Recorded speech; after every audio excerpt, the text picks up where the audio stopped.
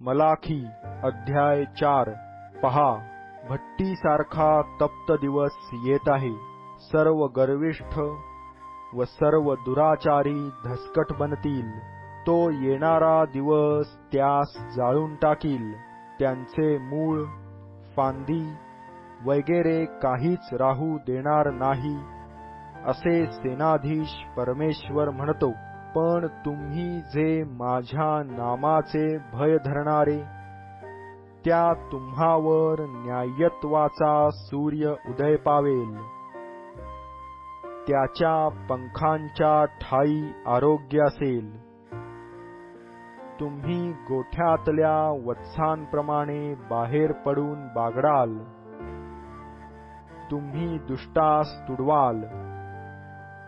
कारण मी हे करीन, त्या दिवशी ते तुमच्या पायांच्या तळव्यांखाली राखेप्रमाणे होतील, असे सेनाधीश परमेश्वर म्हणतो।